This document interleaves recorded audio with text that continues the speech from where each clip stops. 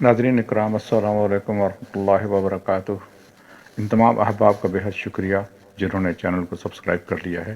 جن معزز ناظرین نے چینل کو ابھی تک سبسکرائب نہیں کیا، ان سے درخواست ہے کہ وہ سبسکرائب کر کے بیل آئکن کو پریس کر دیں تاکہ ہماری آنے والی ویڈیوز کی نوٹیفیکیشن آپ کو ملتے رہیں۔ امید ہے کہ آپ کو مسلمانوں کے عظیم جرنیل قتیبہ بن مسلم کی داستان پسند آئے گی۔ ویڈیوز کو لائک اور شیئر کرنے کے ساتھ کمنٹ باکس میں اپنی رائے کا اظہار ضرور کیا کریں کہ آپ کے کمنٹس ہماری رہنمائی اور حوصلہ افزائی کے لیے بہت اہمیت کے حامل ہیں۔ بسم اللہ الرحمن الرحیم۔ صحرا کی ریت سورج کی گرمی سے تپ رہی تھی۔ چلتے چلتے اس نے گھوڑا روکا اور پیچھے مڑ کر دیکھا۔ پیچھے اس کے ساتھی کا گھوڑا چلا آ رہا تھا۔ اس گھوڑے کے سوار کی حالت سے ایسا لگتا تھا جیسے وہ شدید زخمی ہے۔ اپنے ساتھی کو پیچھا آتا دیکھ کر اس نے دوبارہ اپنا گھوڑا آگے بڑھا دیا۔ ان کے انداز سے بے چینی ظاہر ہو رہی تھی۔ لگتا تھا کہ اسے کہیں پہنچنے کی جلدی ہے، لیکن وہ اپنے زخمی ساتھی کی وجہ سے آہستہ چلنے پر مجبور تھا۔ حدید، اس کے ساتھی کی آواز سنائی دی۔ اپنے ساتھی کی آواز سن کر اس نے اپنا گھوڑا ایک بار پھر روک لیا۔ حدید، میں تمہارا مزید ساتھ نہیں دے سکوں گا، اس کا ساتھی کہہ رہا تھا۔ تم میری وجہ سے اپنی رفتار آہستہ نہ کرو۔ تم کیا بات کر رہے ہو؟ اس نے اپنا گھوڑا اس کے قریب کرتے ہوئے کہا۔ میں تمہیں اس حالت میں چھوڑ کر نہیں جا سکتا۔ میری زندگی سے زیادہ وہ خبر اہم ہے جو ہم لے کر جا رہے ہیں۔ تم جتنی جلدی ہو سکے یہ اطلاع سالار قتبہ بن مسلم تک پہنچا دو۔ حدید کے ساتھی نے گھوڑے سے اترنے کی کوشش کی، لیکن زخموں کی تکلیف کی وجہ سے وہ اتر نہ سکا۔ یہ دیکھ کر حدید نے اسے گھوڑے سے اتار کر ریت پر لٹا دیا، لیکن اس کوشش میں اس کے ساتھی کے زخموں سے خون بہنے لگا۔ حدید نے خون روکنے کی کوشش کی، لیکن خون رک نہیں رہا تھا۔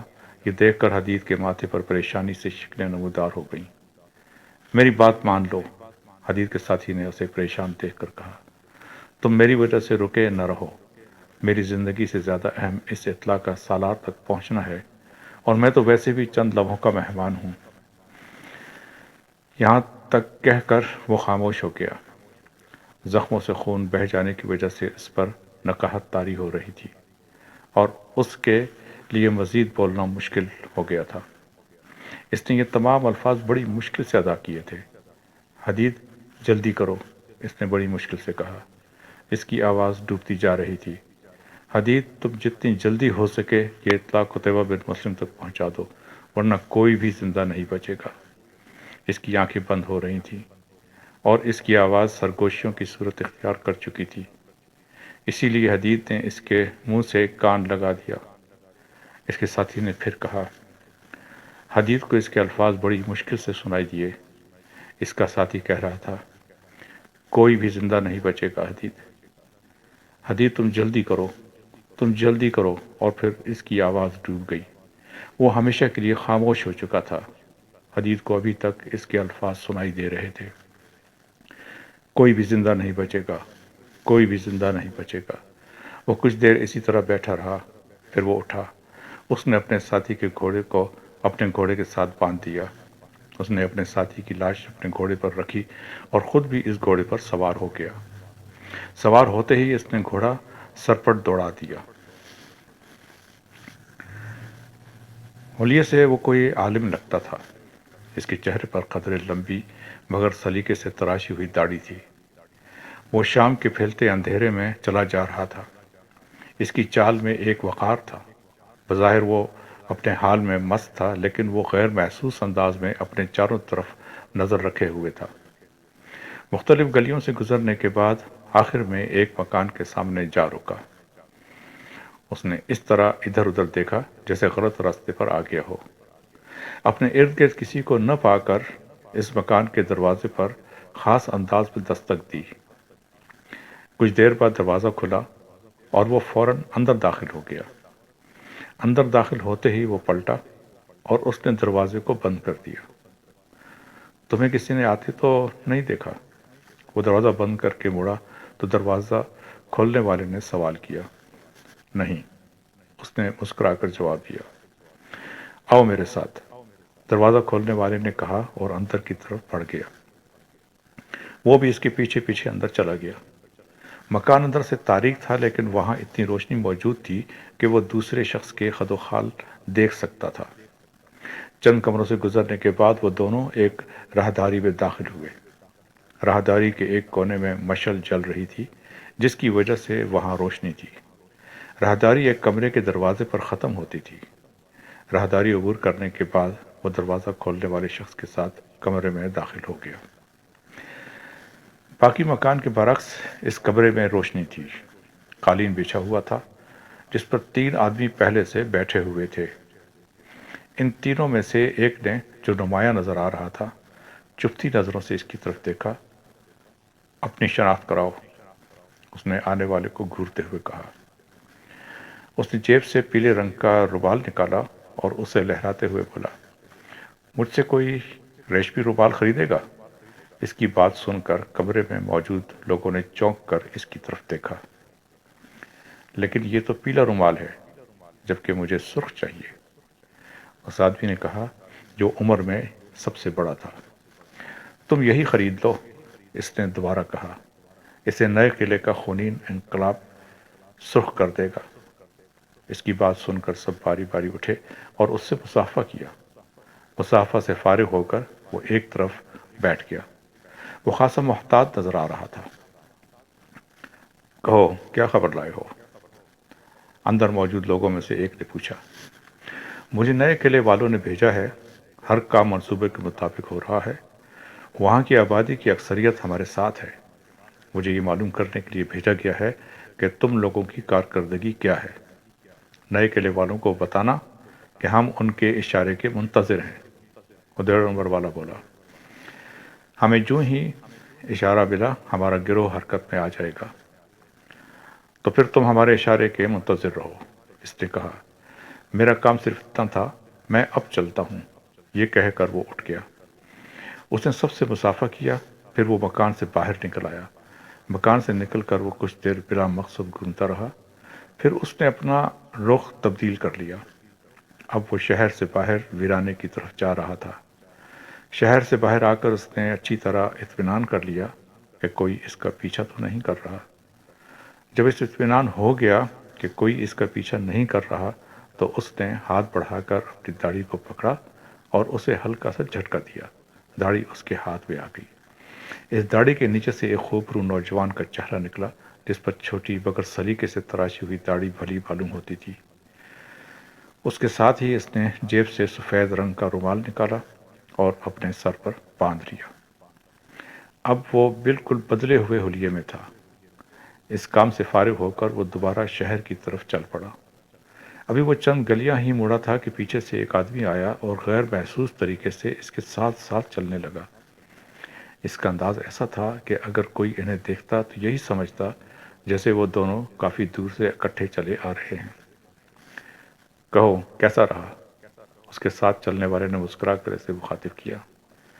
مجھے حالات سے خطرے کی بو آ رہی ہے، اس نے جواب دیا۔ کیا اس نے ٹھیک لوگوں کی نشاندہی کی تھی؟ اس کے ساتھی نے پوچھا۔ ہاں، اس نے مختصر جواب دیا۔ کہیں ان لوگوں کو تم پر شک تو نہیں ہوا؟ اس کے ساتھی نے دوبارہ سوال کیا تو اس کے چہرے پر مسکراہٹ رنگ گئی۔ بالکل نہیں۔ تم نے اچھی طرح دیکھ تو لیا تھا کہ کسی نے تمہارا پیچھا نہیں کیا؟ اس کے ساتھی نے پوچھا۔ یہ اطمینان میں نے اس مکان سے نکلتے ہی کر لیا تھا، اس نے جواب دیا۔ باتیں کرتے ہوئے وہ دونوں چلتے جا رہے تھے۔ پھر وہ ایک مکان کے دروازے کے سامنے رکے تو اس نے آگے بڑھ کر دروازے پر دستک دی۔ کچھ دیر بعد دروازہ کھلا اور وہ دونوں اندر داخل ہو گئے۔ تم دونوں نے اتنی دیر کر دی حدید، دروازہ کھولنے والے نے دروازہ بند کر کے مخاطب کیا۔ حدید اس کا نام تھا۔ وہ اور اس کے باقی دونوں ساتھی قتیبہ بن مسلم کے نظام جاسوسی کے رکن تھے۔ قتیبہ بن مسلم کی یہ خوبی تھی کہ اس نے اپنے جاسوسی کے نظام کو صحیح معنوں میں فعال بنا دیا تھا۔ اس کے جاسوس پتھر کا سینہ چیر کر بھی راز نکال سکتے تھے۔ حدید اور اس کے ساتھی ایسے ہی جاسوس تھے، جو ہر رنگ اور ہر ڈھنگ کے استعمال کر کے اپنے مقصد تک پہنچنا جانتے تھے۔ حدید اور اس کے ساتھیوں کو ایک اہم خبر ملی تھی، اور اگر یہ خبر سچی تھی تو بلخ کے مسلمان آبادی سخت خطرے میں تھی۔ یہ کچھ دن پہلے کی بات ہے۔ نوبہار میں ایک قافلہ آ کر رکا تھا۔ قافلے میں زیادہ تر تجارتی سامان تھا۔ اس شہر میں قافلہ آرام کی غرض سے رکا تھا۔ دوسری اہم وجہ یہ تھی کہ لوگ اپنی ضرورت کا سامان خریدنا چاہتے تھے۔ قافلے کی اصل منزل سمرقند تھی۔ چند دن قیام کے بعد یہ قافلہ اپنی منزل کی طرف روانہ ہو گیا۔ قافلہ تو چلا گیا، لیکن کوئی یہ نہ دیکھ سکا کہ دو آدمی قافلے سے علیحدہ ہو کر شہر کی آبادی میں غائب ہو گئے ہیں۔ ویسے بھی اتنے بڑے شہر میں دو آدمیوں کا ادھر ادھر ہو جانا کوئی اہم نہیں رکھتا تھا۔ وہ آدمی کہاں غائب ہوئے تھے اور کیوں غائب ہوئے تھے، یہ کوئی نہیں جانتا تھا۔ نوبہار کے صبح و شام اس طرح تھی جیسے کچھ نہیں ہوا، لیکن یہاں ایک بہت بڑی سازش کا آغاز ہو چکا تھا۔ قتیبہ بن مسلم جانتا تھا کہ ایسی سازش کسی نہ کسی جگہ ضرور ہوگی، چنانچہ اس نے اپنی آنکھیں اور کان کھلے رکھے ہوئے تھے۔ وہ خراسان میں بیٹھ کر ارد گرد کے علاقے میں چلنے والی ہوا کی آواز بھی سن لیتا تھا۔ اس کی آنکھیں اور کان ہر علاقے میں موجود تھے۔ حدید اور اس کے دوسرے جاسوس اس کی آنکھیں اور کان ہی تو تھے، جن سے وہ ہر علاقے میں ہونے والی سرگرمیوں کو دیکھ اور سن سکتا تھا، اور اس نے اپنی ان آنکھوں سے نوبہار کے علاقے میں شروع ہونے والی خفیہ سرگرمی بھی دیکھ لی۔ وہ جان چکا تھا کہ نوبہار میں جو قافلہ رکا تھا اس کے کچھ آدمی نکل کر شہر میں غائب ہو چکے ہیں، لیکن وہ کہاں غائب ہوئے تھے یہ کسی کو نہیں معلوم تھا، اور یہ بات معلوم کرنا حدید اور اس کے ساتھیوں کا کام تھا۔ جو ہی حدید اور اس کے گروہ کو قتیبہ کی طرف سے ہدایت ملی، وہ زیر زمین حرکت میں آ گئے۔ نوبہار میں زیر زمین مسلمان جاسوس حرکت میں آ چکے تھے۔ یہ جاسوس حدید اور اس کے باقی دو ساتھی تھے۔ ان میں سے ایک طلحہ تھا، جبکہ دوسرا عبداللہ۔ ابھی ہمیں چند دن اسی طرح خاموشی اختیار کیے رہنا چاہیے، حدید عبداللہ اور طلحہ سے کہہ رہا تھا۔ تم یہ ذہن میں رکھو کہ ابھی تو اس سازش کی ابتدا ہوئی ہے۔ جیسے ہی ان لوگوں کی سرگرمی میں تیزی آئے گی، ان سے کوئی نہ کوئی غلطی ضرور سرزد ہو جائے گی، اور جو ہی ان سے کوئی غلطی ہوگی ہم ان تک پہنچ جائیں گے، اور اگر ان سے ہونے والی غلطی ہماری نظر میں نہ آئی، طلحہ نے خدشہ ظاہر کیا۔ یہ بات میرے ذہن میں ہے، حدید نے جواب دیا، لیکن کیا تم نے غور نہیں کیا کہ قافلے سے دو آدمی غائب کیوں ہوئے ہوں گے؟ میرے خیال میں وہ ضرور کوئی پیغام لائے تھے، عبداللہ نے کہا۔